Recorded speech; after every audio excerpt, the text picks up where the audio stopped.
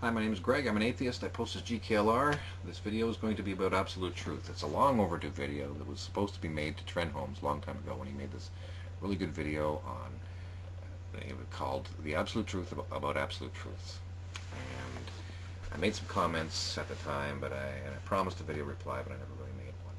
So I've had some other discussions with people, Veritas 48 I think it is,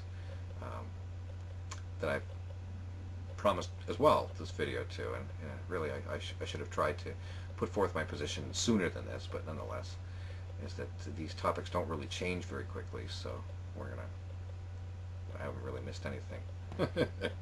In any case, an absolute truth. What is an absolute truth? An absolute truth is what is true for every possible circumstance. The reason why an absolute truth is what's true for every possible circumstance is because if there is any possible circumstance where this truth isn't true, then it's possible it's false. And if something is possibly false, well, then what makes it absolutely true? So an absolute truth is true for every possible circumstance. That's the best understanding of an absolute truth that I have. Truth itself is systemic. In other words, it needs a system of proof to prove a means of decision, a method of resolution, a way of coming to the conclusion that something is true. So this method must exist before the truth in order to be able to prove that it's true. And this is why there can be no such thing as an absolute truth. All truths are systemic, relative to a system. This is different than relative morals.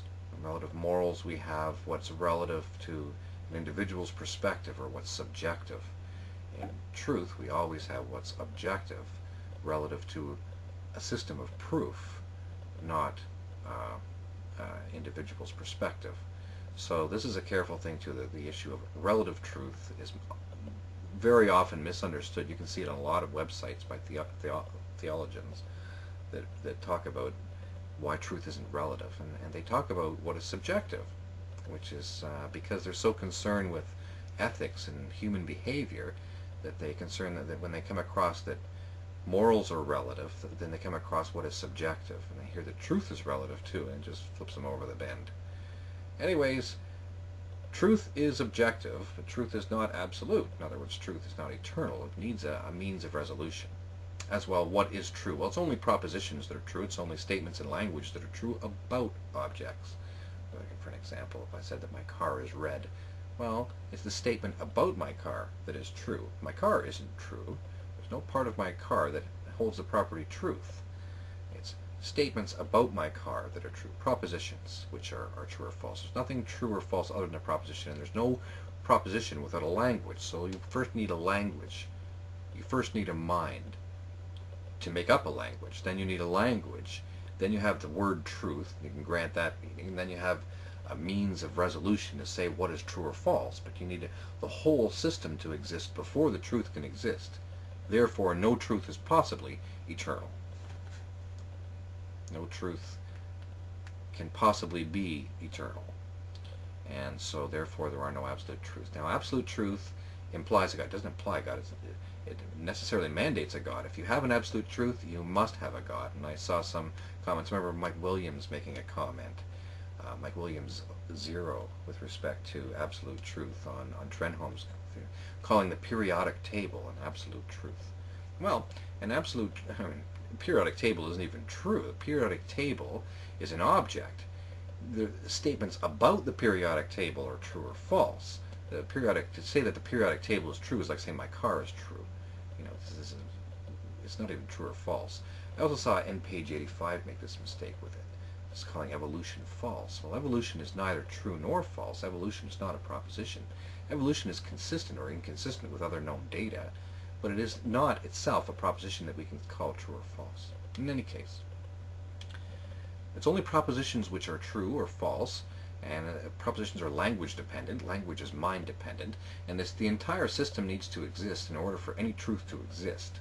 So to say that any truth is absolute is wrong. When people will ask you, they might say, well, is it absolutely true that there are no absolute truths, in a very facetious kind of tone? And you can say, no, it's systemically true, as all truths are, that there are no absolute truths. In other words, all truths are systemic, they're relative to a system, You don't be fooled by the lingo to say, well, is it an absolute truth that there are no absolute truths?